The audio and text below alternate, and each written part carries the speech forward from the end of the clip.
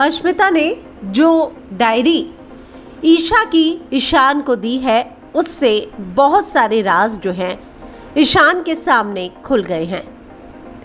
ईशान को पता चल गया है कि उसकी माँ ईशा गलत नहीं थी, लेकिन जिस तरीके से भोसले परिवार ने उसे गलत दिखाने और साबित करने की कोशिश की उससे अब ईशान काफ़ी हर्ट है।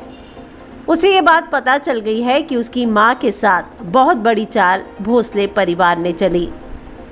ईशान अब दुख में है, उसे समझ नहीं आ रहा कि वो क्या करे। आखिर किस मुंह से अपनी माँ के पास जाकर वो माफ़ी मांगे, आखिर उनसे कैसे कहे कि उससे बहुत बड़ी गलती हो गई है। लेकिन अब ईशान जो है अपनी गलती सुधारना चाहता है और इसीलिए वो पहुंचा है रामटेक अपनी माँ ईशा के पास।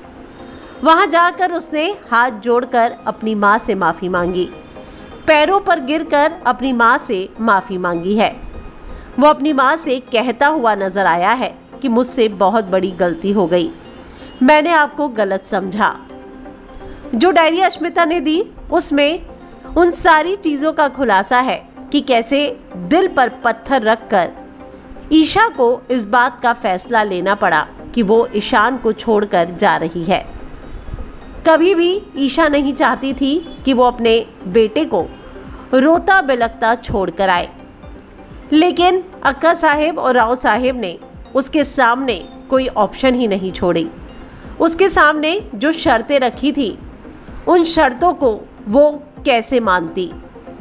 अपने बीमार माँ बाप को छोड़कर वो आ नहीं सकती थी, लेकिन ईशान को अपने साथ ले जाए इस बात को लेकर पूरा भोसले परिवार उसके अगेंस्ट था और इसीलिए ईशा को कुछ ऐसे घर से बाहर निकाला गया कि वो कभी लौट ही कर आ ही नहीं पाई। हम आपको बता दें कि यहाँ पर अब राव साहेब चाहते हैं कि शांतनु ईशा को डाइवोर्स दे दे, लेकिन ईशा को डाइवोर्स देना नहीं चाहता शांतनु, क्योंकि शांतनु जानता है कि उसकी पत्नी ईशा कभी भी गलत थी ही नहीं। लेकिन ईशान को हमेशा ईशा के बारे में ऐसी बातें बताई गई जिसकी वजह से उसके मन में हमेशा अपनी माँ को लेकर कड़वाहट बढ़ती ही रही।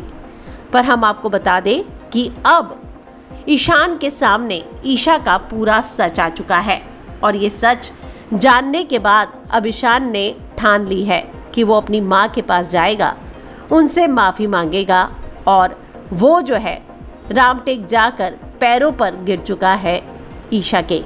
लेकिन ईशा ने एक बहुत बड़ी शर्त जो है ईशान के सामने रखी है। क्या है वो शर्त, हम आपको बताएंगे हमारे अगले वीडियो में, तो आप बने रहिए टीवी विंडो के साथ।